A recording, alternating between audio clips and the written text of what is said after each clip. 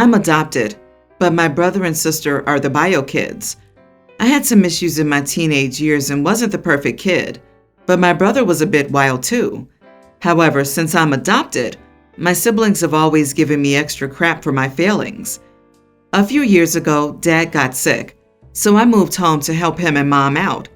I contributed to bills, took care of Dad, cared for the dogs, cooked every day, cleaned and worked full-time myself, and just really tried to be as helpful as possible. I even offered to pay rent, but my mom said no. Cut to me having a car accident going to pick up Dad's meds, and Dad and Mom buying me a used car so I could keep taking Dad to appointments, and as a thank you for all the help. Well, my siblings came for that Christmas, heard about the car, and freaked out. They said I didn't deserve anything, and that I was using Mom and Dad. So my brother cornered me and said as soon as Dad died, I had a month to move out and stop leeching off Mom or else. Dad passed shortly after that Christmas, and I began planning my move and Mom was upset. She kept pushing me to stay, but I had my brother's threat in the back of my head and just didn't feel comfortable staying. So I ended up getting a place just up the street to still help her. After I moved, I ended up getting really lucky financially. Within a year of renting, I was able to buy a house near Mom and have been doing well for myself. Last year, my mom's sister, who was also recently widowed, came to live with her and brought her 2 grandkids she's the guardian of. So my mom's house is full and she's happy. I help out and watch the kids a lot and still do most of the house maintaining stuff, so I'm over a lot. On one of my visits, my mom and aunt discussed what to do because my brother needed to move home since his wife kicked him out. I offered to get the kids bunk beds and help move them into one room, and my mom was very grateful. My brother called asking if he could just live with me a week later since he didn't want to share a house with 2 kids.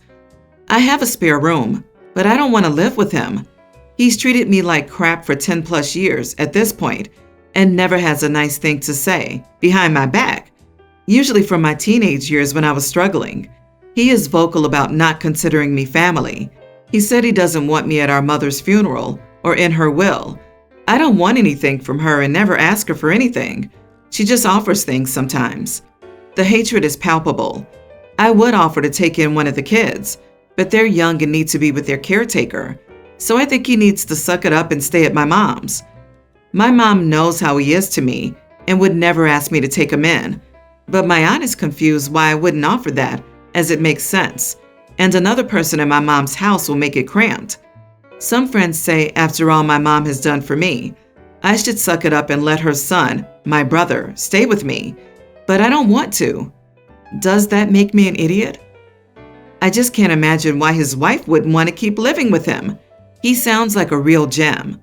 Tell your aunt why you won't let him stay, and she will no longer be confused.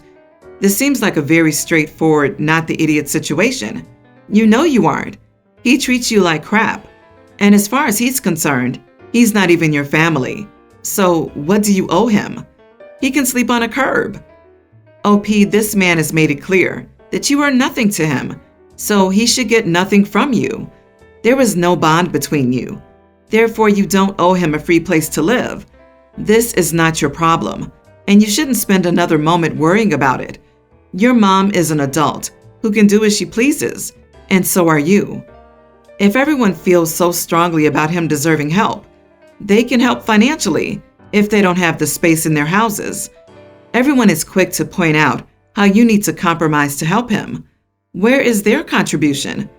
If you feel the need to do something for the sake of your mother, then offer to do something that doesn't compromise your mental well-being, e.g., pay his child support for him for a month, assuming that's affordable to you, so he can get on his feet. Absolutely not. Brother has no respect for you, OP. He will have no respect for your home or your things. Multiple times he's written you off as a relation. You are under no obligation to act as one or to make his life easier at the cost of your comfort. My wife, 39 female, and I, 36 male, got married and moved in together last year after 3 years of dating. She has a son, teen, with her ex-husband, 42. He was never abusive to any of them, but he used to be extremely cold, emotionally distant, and easily irritable. so my wife divorced him when the kid was 8.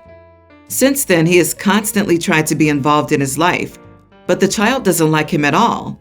He tries to make a man out of him, but the son is a huge softie, which is obviously an inherent incompatibility.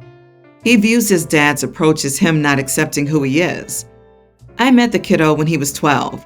I had already been dating my wife for a year at that point, and we both knew that things were going to get serious, so it was the right time. I instantly felt a connection to him. My paternal instincts spiked up. I'm sterile and I love children, which is an unfortunate combination. I started spending as much time with him as possible from that moment on. The ex-husband really hated this and accused me of trying to steal his son. After we all moved in together, I started taking care of him full-time basically, because I work from home. I cook him breakfast in the morning. I pack him lunch. I drop and pick him up from school. I help him with his homework. We play video games together, work out, do sports, watch movies, listen to music, go on trips, etc. He talks with me about anything. I love him so much I consider him my son. This week he came to me crying after a meeting with his dad. The father apparently started trash-talking me and telling him things such as, "He's not your real dad, he's just a stranger. He's only being nice to you to get closer to your mom. He'll never see you as his own child," etc. The poor kid actually defended me in front of his dad. I hugged him tight and assured him that I loved him more than anything and that he was definitely my son. He calmed down in the end and let me know that from now on, he wants to call me dad publicly and in front of everyone. He called me by my first name before because I'm his male role model and real dad, and he loves, respects, and admires me a lot. I told him okay, whatever he feels the most comfortable with. My wife's ex-husband called me yesterday to berate me for allowing this to happen, saying that because of me, he'll never be able to rebuild the relationship with his son now, and that I crossed some huge boundaries and I should be ashamed of myself for that. Not the idiot. The divorce happened 4 years before you met the kid, so it's not like you swooped in while things were getting settled to just take over as dad. Somehow, bio dad didn't bother bonding properly with his kid during that time. That's his own fault. You have a teenage son who likes you. Good job, mate. Almost anyone can father a child, but it takes a real man to be the dad.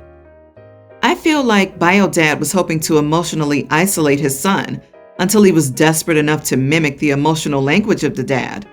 When OP stepped up and was kind and loving and accepting, he completely wrecked that plan. OP, tell him to buzz off. If his son wants to call you dad, it's really nothing to do with anyone but the kid. Be smart. Don't answer any more calls from the ex, and have any conversation via email or text. It sounds like it won't be long before it's time to revisit the custody agreement. He ruined his own relationship with his kid by being an idiot. He doesn't get to insist everyone else be an even worse idiot to make him look better. I am a 26-year-old female, married to a 41-year-old male. I have 3 children, including an infant. I work from home and have for 5 years. I make an above-average income on good years with steady work, etc. However, my husband is the financial overseer. This matters. He is unemployed on paper, but considers himself an employee of my business. He does about 30 to 50% of the work for older kids. I'm 100% caretaker of our infant. I've had C-sections for all 3 births. The last 2, I went back to work 1 and 2 weeks after, respectively. After the 1-week post-birth break, I almost died from an infection, and I said I needed 2 weeks this time. He said that was the max we could afford, as that's all he could spare from the budget. I am so tired that I didn't even know a body could operate like this. My infant has never been a good sleeper, and I get 2 to 5 hours a night on average. Yesterday after he told me, "Your goal today should be to exercise 2 times this week," I snapped and said I'd exercise when I felt up to it, not sleep deprived. He got upset because I then said I felt I had been shorted and poorly treated by having to work immediately after birth, that at my stage, many postpartum women were still on leave. I have not taken a single nap since I gave birth. I work 45 to 50-hour weeks with my infant on my hip. He pointed out in America, the women would have to get up and work after 2 weeks because who would watch their children, etc. He also said that because I'm not breastfeeding, I have it extra easy. All I have to do is work a little, watch the baby, and do half the stuff for the older kids. He said I need to be more grateful, and I'm an idiot for being so rude to him and hurting his feelings when he's only been nice to me. To clarify, my country offers 12 to 8 months of paid leave. However, since I'm self-employed, I would need to pay premiums through my taxes to qualify for it. He didn't want to do that, just pay tax without the premiums.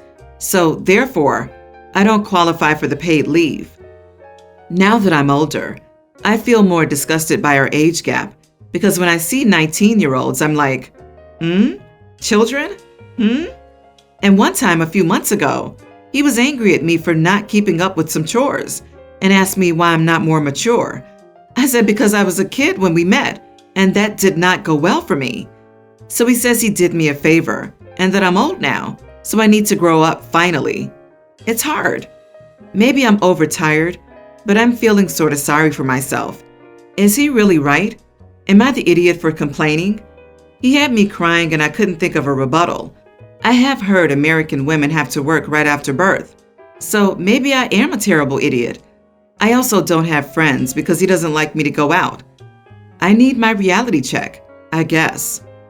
This story is so egregiously shocking in terms of how much you are not the idiot that it calls for it. No, you are not the idiot for, among other things, wanting to properly recover from major surgery, which is what C-sections are. If you came here for support, you're about to get flooded with it.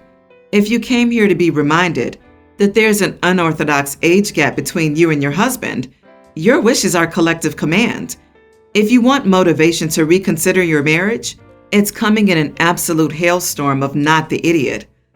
Also, OP, I want you to know that we do not go back to work 2 weeks post-birth in America unless we choose to or it's absolutely necessary. But on another note, you are being abused, and I really hope you find the strength to leave. This is your money, but he's in charge of it, and he thinks he's the greatest guy because he watches the older kids half the time and expects you to work full-time with an infant on your hip. Your reality check is that you have children with a man who does not care about your health, who does not care about your welfare. This is abuse, and this abuse will likely extend to your children over time. I can only suggest therapy and wish you well. You nearly died, and his reaction is to say you're being rude for trying to take better care of yourself. He's not being nice to you at all. My 28 female parents died when I was 18, and my younger twin sisters were 11. We had no other relatives to take my sisters in. I was about to start college. Thankfully, my parents left us a very generous life insurance policy and a wealthy trust, enough to last my sisters and me through college, and some years after with appropriate housing and living expenses. I didn't take any chances with the money. I smartened up and talked things out with my parents' financial advisor to ensure we would be set. I proceeded to college and took a part-time job just in case. I knew I couldn't handle my sisters full-time, and we had nobody else to go to. So I explained the situation to them, with a counselor present, and enrolled them in a private boarding school. I kept tabs on them throughout their education. I spent as many weekends and holidays with them. I went to PTCs, as many recitals and games as I could, even helped them shop for prom dresses. I was very involved in their life. I also made sure to schedule the sessions with the therapist and received constant updates from their guidance counselor. My sisters ended up graduating with no trouble, and they're lovely, well-adjusted human beings, both in college now. I am now a college lecturer doing my PhD. We have a close relationship, and I'm so lucky that they've been kind and understanding throughout the years. I spent the weekend with a friend's 28 male family last weekend, and they asked me all about myself, all the usual. Somewhere in the conversation I said I raised my sisters, and my friend's sister disagreed. She said the boarding school raised them, and I shouldn't take credit for that. I disagreed and said I fulfilled the role of a parent, so yes, I raised them from age 11 onward. She said I was an idiot for pretending to be a parent, and I give real parents a bad name. The weekend went downhill after that, and I didn't feel comfortable. Friend and his parents are on my side, but the sister's now posting passive-aggressive stuff on social media. Am I the idiot? Yes, you raised them. You ensured they had their needs met. You provided a responsible adult role model, and you were actively involved for milestones. But you did it a little unconventionally, because that's what was best for the three of you to move on and succeed. Not the idiot. And don't let anyone take away from what you accomplished. What sort of person starts this kind of fight? Your friend's sister was being nasty and judgmental. Please don't place any weight on her opinion. Even her own parents think she's out of line. She can go pound sand. You did amazing, starting with involving the already known and trusted financial advisor right on through. You made good decisions. Some people would have delayed college and stayed home. That is another correct way to do it. So your way was also correct. Good for you and your sisters.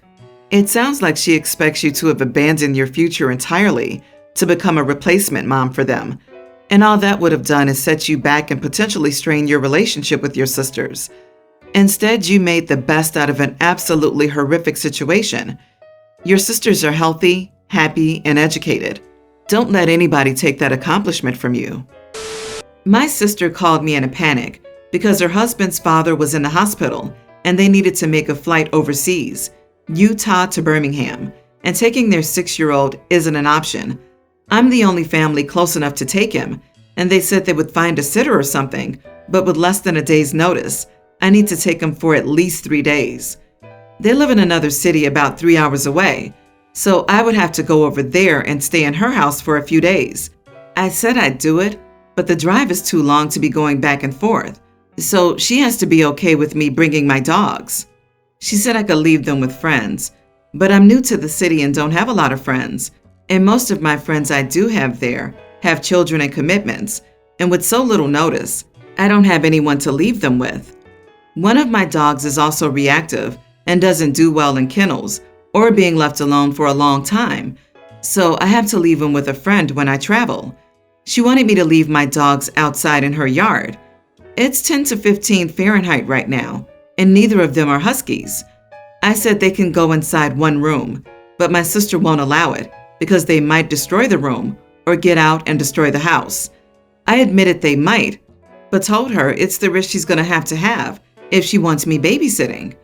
She got angry and said her husband's father was dying, so why can't I have compassion? I told her compassion is not letting my dogs live outside for 3 days when they could stay in her house. In the end, she wasn't willing to let my dogs live in her house for a few days, so her husband went alone. I feel guilty because she didn't go with her husband, but at the same time, I don't understand why she wouldn't let me take my dogs to her place for a few days. Not the idiot. She decided keeping her house dog-free was more important than going and supporting her husband. Her choice, not yours. If your sister truly wanted your help, then she needed to work with you to some degree. For instance, why couldn't she bring her son to your house? Also, there's absolutely no way that they would have been gone only 3 days. It would take a whole day to travel there and a full day to travel back. Your sister definitely would have stayed longer than a day. While I feel sorry for her father-in-law, there is absolutely nothing that needs to be done for just 1 day in person. In all likelihood, they would have stayed for multiple days to find out the outcome of father-in-law's illness. Sister may just be putting on a show to save face, or unconsciously didn't want to go, so made it so difficult that she can say she didn't have any other choice, but now feels guilty over it. And OP is an easy target to take her guilt out on.